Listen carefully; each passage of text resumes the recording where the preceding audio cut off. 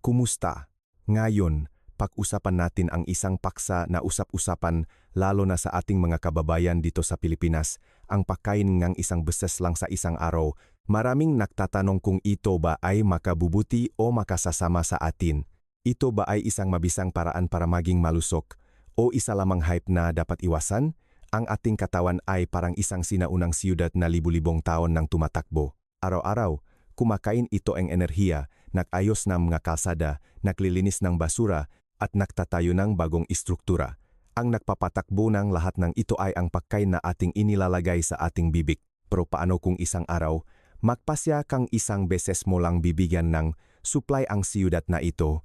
Babagsak ba ang siyudad na ito? O mapipilitan itong buhayin ang isang misteryosong emergency system na nakatago sa ating evolusyonaryong genes, isang bagay na hindi mo pa nakikita? Ito mismo ang pangunahing tanong na pag-usapan natin ngayon. Ano nga ba ang mangyayari sa iyong katawan kung isang beses ka lang kakain sa isang araw? Makakatulong ba ito para masunog ang taba at mag-activate ng mga mekanismo para sa mahabang buhay? O palihim nitong sisirain ang iyong nga kalamnan at guguluhin ang iyong hormones? Ang sagot ay mas komplikado at mas kavili-vili kaysa sa inisip mo at mas malalim pa kaysa sa sinasabing mga vlogger. Ang simula ng paglalakbay. Ang unang ilang oras pagkatapos kumain. Simulan natin sa pinakasimula. Katatapos mo lang kumain ng iyong tanging pagkain para sa araw na ito, marahil ay isang masarap na Pinoy ulam tulad ng adobo, sinigang, o lechon kawali. Pagkapasok ng pagkain sa tiyan mo, ang iyong digestive system ay nagsisimulang gumana ng buo. Ang iyong pancreas ay parang isang pabrika na nakatanggap ng biglang order, mabilis na naglalabas ng maraming insulin sa dugo. Ano ang insulin? Maari mong isipin ito bilang isang master key na partikular na responsible sa pagbubukas ng mapinto ng iyong muscle na nagpapahintulot sa glucose sa dugo na makapasok sa muscle at maging enerhiya. Sa yuktong ito, ang iyong katawan ay nasa absorption mode, ang iyong blood sugar ay tumataas at ang insulin ay sumisirit. Ang muscle ay parang gutom na manggagawa, nasabik na kumukuhang dumarating na nutrients. Ang labis na glucose ay inilalagay sa storage bilang glycogen sa iyong atay at kalamnan, parang pag-iipon ng barya sa isang emergency wallet. At ang sobra pa rito ay nagiging taba na iniimpake at iniimba sa mga fat cells para sa pangmatagalang imbakan. Ang lahat ng ito ay nangyayari sa loob ng 2,4 na oras pagkatapos mong kumain. At pagkatapos, nagsisimula ang totoong kwento. Ang paglipat ng enerhiya mula 4 hanggang 12 oras. Pagkatapos ng 4 na oras mula nang kumain ka, nagsisimulang bumaba ang iyong blood sugar at bumaba din ang antas ng insulin. Napagtanto ng katawan mo na huminto na ang panlabas na suple. Sa puntong ito, isa pang hormone ang tahimik na lumalabas, ang glucagon. Kung ang insulin ay responsible sa pag-ipon ng pera, ang glucagon naman ang responsible sa pagkuha ng pera. Nagsisimula itong utusan ang atay na i-breakdown ang naimba na glycogen pabalik sa glucose at ilabas ito sa dugo upang mapanatili ang pangunahing pagana ng utak at katawan. Maaring hindi mo nararamdaman ang lahat ng ito, ngunit ang iyong utak ay gumagamit ng glucose bawat segundo. Hindi ito maaring huminto at hindi rin ito pinapayagan. Kaya sa yuktong ito, ang iyong katawan ay talagang gumagamit ng first layer ng backup na enerhiya. Ito ay parang cellphone mo na naubusan ng baterya bago mo gamitin ng power bank. Pagpasok ng ika-8 hanggang ika-12 oras, kung wala ka pang kinakain, nagsisimulang maging mas kawili-wili ang sitwasyon.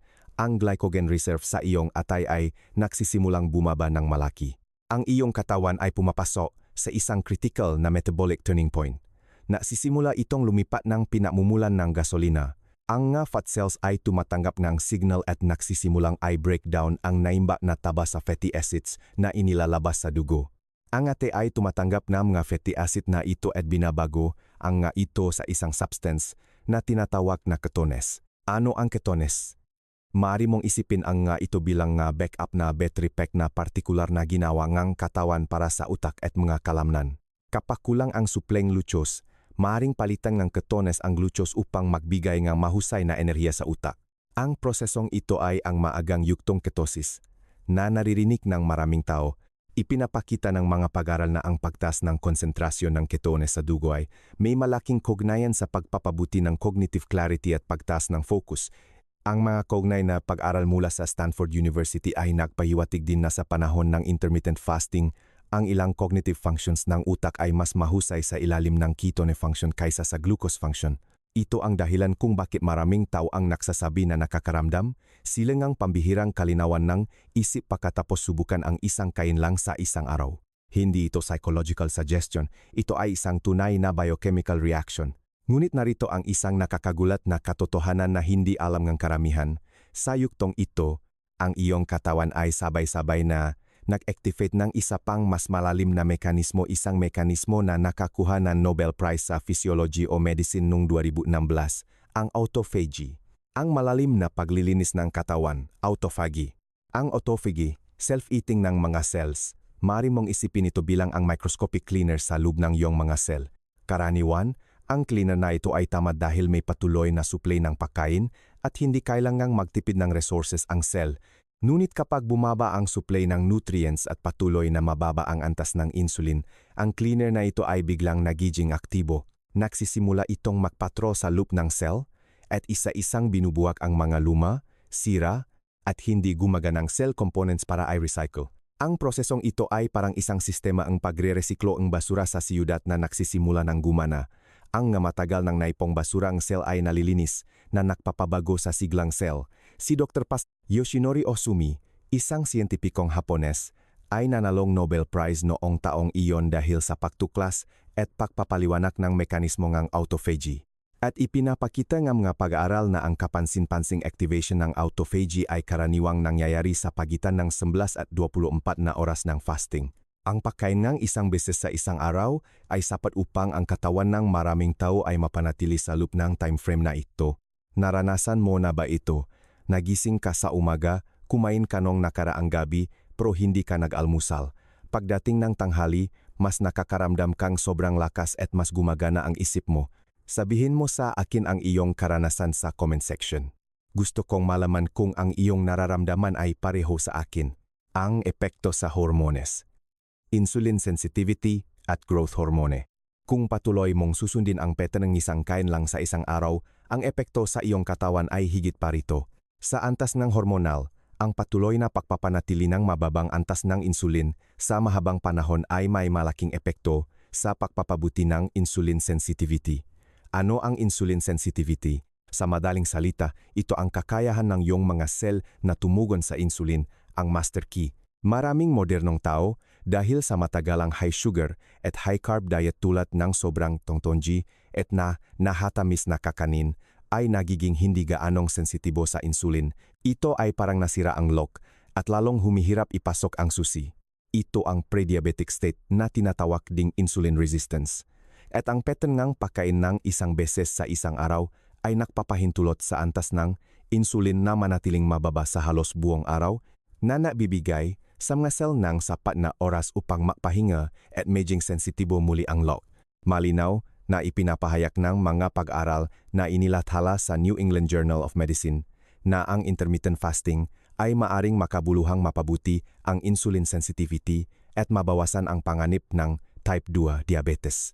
Bukod sa insulin, may isa pang pagbabago sa hormone na dapat bigyang pansin, ang growth hormone. Maaring isipin mo na ang growth hormone ay may kinalaman lang sa pagtaas ng taas ng mga kabataan, ngunit sa katunayan, napakahalaga din ng growth hormone sa mga matatanda. Ito ay responsable sa pagpapanatili ng mas ng kalamnan, pagtataguyod ng pagkasira ng taba, pag-ayos ng nasirang tissue, at pagpapabagal ng proseso ng pagtanda. At sa panahon ng fasting, ang secretion ng growth hormone ay kapansin-pansing tumatas. Ipinapakita ng mga pag-aral na pagkatapos ng 24 na oras ng fasting, ang antas ng growth hormone sa mga lalaki ay maaring tumaas ng hanggang 5 beses. Ito ay ang katawan mo na ginagamit ang karunungang ibinigay ng ebolusyon. Sa panahon ng kakulangan ng pagkain, aktibo nitong pinoprotektahan ang iyong makalamnan habang pinapabilis ang pagsunog ng taba. Nakakagulat, hindi ba? Ngunit ito mismo ang survival wisdom na ibinigay ng ebolusyon sa mga tao. Sa mahabang kasaysayan ng ebolusyon ng tao, ang ating mga ninuno ay walang kondisyon para sa 3 beses na pagkain sa isang araw. Marahil ay 2 araw sila bago makahuli ng isang hayop, kumain ng busok, at pagkatapos ay magpatuloy sa pagtitiis. Sa ilalim ng ganitong uring stress, Ang katawan ng tao ay nag-evolve ng isang napakakomplikadong mekanismo ng pag-angkop sa pagkain. Sa isang kahulugan, ang pagkain ng isang beses sa isang araw ay nagiging isang paraan ng paggaya sa sinaunang ritmo ng pagkain. Epektibo ba sa pagbabang timbang? Mula sa pananaw ng weight management, epektibo ba ang isang kain lang sa isang araw? Ang sagot ay oo, ngunit hindi sa dahilan na inisip mo. Maraming tao ang nag-iisip na ang isang kain lang sa isang araw ay makakapababa ng timbang dahil mas kaunti ang kinakain mo, kaya mas kaunti ang calorie intake. Tama ang lohikong ito, ngunit sa katunayan, natuklasan ng mga pag-aral na maraming tao sa isang kain lang sa isang araw na pattern ay hindi naman nabawasan ang kabuwang calorie intake kumpara sa 3 beses na pagkain sa isang araw, mayroon pa ngang kumakain ng mas marami. Ang totoong dahilan kung bakit nagiging epektibo ang isang kain lang sa isang araw sa weight management ay ang matagal na panahon ng fasting, kung saan ang katawan ay napipilitang lumipat sa fat metabolism mode, patuloy na ginagamit ang fat reserves. Ito ay iba sa simpleng pagbabawas ng pagkain. Ito ay isang paglipat sa metabolic pattern, isang pangunahing pagbabago sa pinagmumulan ng gasolina. Isang pag-aral na inilathala sa journal na Obesity ang naghambing sa mga kalaho na kumain ng 1 beses sa isang araw at 3 beses sa isang araw. Sa parehong kabuwang calories, ang grupo na kumain ngang 1 beses sa isang araw ay nakpakita ngang mas mahusay na resulta sa pagbabawas ng taba sa katawan. Mga karaniwang, maling akala at pabula.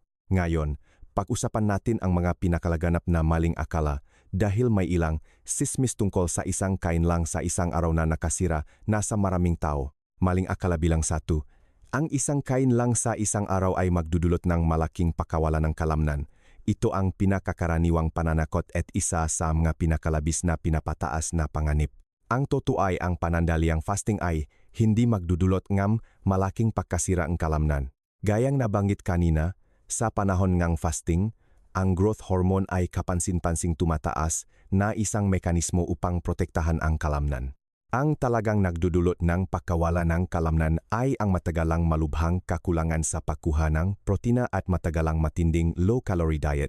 Kung sa isang pagkain mo ay nakukuha mo ang sapat na dekalidad na protina at nagpapatuloy ka sa regular na strength training, ang iyong makalamnan ay ganap na mapapanatili. Kinumpirma ngang maraming pag-aral na may sapat na pagkuhang protina, ang intermittent fasting ay walang makabuluhang pagkakaiba sa mas ng kalamnan kumpara sa regular na pattern ng pagkain. Maling akala bilang 2, ang hindi pag-almusal ay magpapabagal ngang metabolismo at magpapabilis sa iyong tumaba. Ang pahayag na ito ay nakmula sa isang lubhang maling pakaunawa sa konsepto ngang diet-induced thermogenesis. Maraming tao ang nakarinig na ang pagkain ay nagpapataas ng metabolic rate. At kaya naman, iniisip nila na ang hindi pagkain ay magpapababa ng metabolic rate. Ngunit sinasabi sa atin ng mga pag-aral na ang talagang nakakapekto sa basal metabolic rate ay ang iyong kabuwang calorie intake at mass ng kalamnan at hindi kung ilang beses mo kinakain ang nga calories na ito.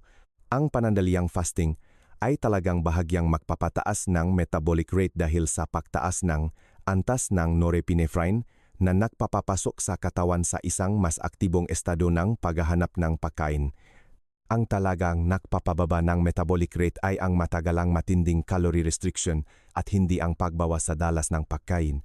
Maling akala bilang 3, ang isang kain lang sa isang araw ay isang bagong celebrity diet trend na walang scientific basis. Sa kabaliktaran, ang isang kain lang sa isang araw o mas malawak na intermittent fasting ay isa sa pinakamahusay na pinag-aralan na dietary intervention sa larangan ng nutrition. Ang Harvard Medical School, Johns Hopkins University at Salk Institute for Biological Studies ay may maraming kuwangnay na pag-aral na inilatala. Hindi ito isang gimmick ng mga vlogger, ito ay isang physiological phenomenon na may matibay na scientific basis. Mga mahalagang paalala, sino ang hindi dapat sumubok? Ngunit dito, kailangan kong linawin ang isang napakahalagang bagay. Hindi para sa lahat ang isang kain lang sa isang araw. Ito ay dapat na linawin ng walang pag-aalinlangan. Kung mayroon kang hypoglycemia mababang blood sugar, ang isang kain lang sa isang araw ay maring maktulot ang himapanghanip na biglang pakbaba ang blood sugar na maring maktulot ang hipakahilo, pakawala nga malay, o mas malubhang kahihinatnan. Hindi sapat ang stable na kakayahan na iyong katawan na i-regulate ang blood sugar at ang sapilitang fasting ay mapanganib. Kung mayroon kang kasaysayan ng eating disorder, maging anorexia o bulimia, ang ganitong uri ng matinding food restriction ay maring mag-trigger ng mga lumang psychological patterns at magpalala ng kondisyon. Ito ay isang ganap na no-go. Kung ikaw ay nakbubuntis o nakpapasuso, ang iyong katawan ay nagbibigay ng nutrisyon para sa isa pang buhay. Anumang uri ng mahigpit na fasting ay maring makaapekto sa pag-unlad ng fetus o sanggol. Ang mapanganib ay mas malaki kaysa sa anumang potensyal na benepisyo. Kung ikaw ay isang nagdadalaga, nagbibinata o nasa youth stage, ang iyong katawan ay nangangailangan ng patuloy at stable na supply ng nutrisyon upang suportahan ang paglaki ng buto, pag-unlad ng utak at pagtatayo ng mga pangunahing sistema. Direktang makakasagabal ang isang kain lang sa isang araw sa mga kritikal na prosesong ito. Kung mayroon kang sakit sa thyroid, problema sa adrenal gland function, o uminom ng ilang gamot, ang fasting ay maring makagambala sa pagsipsip ng gamot o magpalala ng hormone imbalance. Mahalagang kumonsulta sa doktor bago gumawa ng anumang pagbabago sa iyong dieta. May isa pang madaling balewalain na panganib tungkol sa kalidad ng isang pagkain. Kung isang beses ka lang kakain sa isang araw, nangangahulugan ito na ang lahat ng iyong nutritional needs ay dapat matugunan sa isang pagkain na ito. Ang kinakailangan para sa kalidad ng pagkain ay mas mataas kaysa sa 3 beses na pagkain sa isang araw, hindi mas mababa. Kung ang isang pagkain ay isang tambak ng junk food, high sugar, high fat processed food tulad ng sobrang matamis na kakanin o fast food, hindi lang nito hindi madadala ang mga benepisyo sa physiological, sa halip, dahil sa matinding kakulangan ng nutrients, mapapabilis nito ang pagkasira ng katawan. Ang mabitamina, mineral, dietary fiber, kalidad na protina, at mahahalagang fatty acids ay dapat na sapat na makuha sa isang pagkain na iyon. Kailangan nito ngang seryosong pagpaplano ng dieta at hindi lamang basta-basta kumain. Bukod pa rito, mayroon ding panganib sa psikolohikal. Maraming tao, kapag sumusunod sa isang kain lang sa isang araw, ay nakakaranas ng matinding compensation psychology bago ang pagkain na iyon. Nararamdaman nila na dahil matagal silang nakfasting, dapat silang kumain ng todo. Ang resulta, ang calorie intake sa isang pagkain na iyon ay higit pa sa normal na antas, na hindi lang nakansela ang lahat ng metabolic benefits sa panahon ng fasting kundi nagbigay din ng malaking pasanin sa digestive system. Hindi ito problema ng isang kain lang sa isang araw. Problema ito sa paraan ng pagpapatupat. Ngunit ang bitak na ito ay talagang kinagagawaan ng maraming tao. Buod at konklusyon, ang karunungan ng katawan mo. Sige, buot natin ang lahat ng pinag-usapan natin ngayon. Kapag isang beses ka lang kumain sa isang araw, ang iyong katawan ay dumaan sa isang masalimuot, phased physiological change process. Ang unang ilang oras pagkatapos kumain ay ang yugtungang pagsipsip at pag-imbak kung saan ang insulin ang nangunguna. Pagkatapos, habang lumalawak ang panahon ng fasting, nagsisimulang gamitin ng katawan ang glycogen reserves, bumababa ang antas ng insulin at sinisimulan ng glucagon na pamahalaan ang proseso. Pagpasok sa mid to late stage ng fasting, ang taba ang nagiging pangunahing gasolina, tumataas ang ketones, at ang utak ay nakakakuha ng isang mahusay na pinagmumulan ng enerhiya na iba sa glucose. Ang mekanismo ng autophagy ay isinaaktibo at nagsisimula ang cell sa malalim na paglilinis at self-repair. Kasabay nito, ang growth hormone ay kapansin-pansing tumataas na nagpoprotekta sa makalamnan at nagpapabilis sa pagkasira ang taba. Ang patuloy na mababang antas ng insulin ay nagpapabuti sa insulin sensitivity at nagpapababa ng pangganib ng metabolic diseases. Ang lahat na ito ay tunay na nangyayari sa iyong katawan at sinusuportahan ng mga autoritatibong pag-aral. Ngunit sa parehong oras, ang isang kain lang sa isang araw ay hindi isang magic bullet. Hindi ito ang ultimate dietary solution para sa lahat. Mayroon itong malinaw na limitasyon sa paggamit, mga panganib na dapat tandaan, at mga tao na hindi dapat subukan. Ang tunay na kalusugan ay hindi kailanman nakakamit sa pamamagitan ng isang matinding pamamaraan. Ito ay nakakamit sa pamamagitan ng paggawa ng siyentipiko, balanse, at sustainable na mga pagpipilian batay sa pag-unawa sa iyong sariling katawan. Ang katawan ng tao ay isang sinaunang siyudad na libu-libong taon nang tumatakbo. Ito ay mas matalino, mas nababaluktot, at mas komplikado kaysa sa iniisip mo. Mayroon itong kakayahang umangkop sa fasting, at may kakayahang mag-self-repair at mag-optimize sa panahon ng kakulangan ng pagkain. Ngunit kailangan din itong igalang, tratuhin ng mabuti, at lapitan sa siyentipikong paraan, hindi sa impulsibo. Ang isang kain lang sa isang araw ay maaaring maging isang tool, ngunit ang halaga ng tool ay nakasalalay sa kung ang gumagamit ay talagang naunawaan ito. Kung ang video na ito ay nakbigay sa iyong kahit kaunting bagong kaalaman tungkol sa iyong katawan, mangyaring ibahagi ito sa iyong makaibigan na nalilito sa iba-ibang paraan ng pagkain. Karapat-dapat nilang makita ang tunay na siyensya at hindi madalangang gagimik ng vlogger. Kung sa tingin mo ay mahalaga ang nilalamang ito, mag-like at mag-subscribe sa aking channel. Sa bawat episode, gagamitin namin ang parehong seryoso at masusing salubin upang tuklasin ang makamanghamanghang lihim sa loob ng iyong katawan na hindi mo pa talaga naunawaan. Hanggang sa susunod, salamat at maaari kang magiwan ng komento sa ibaba para sa iyong matanong at karanasan. Maraming salamat.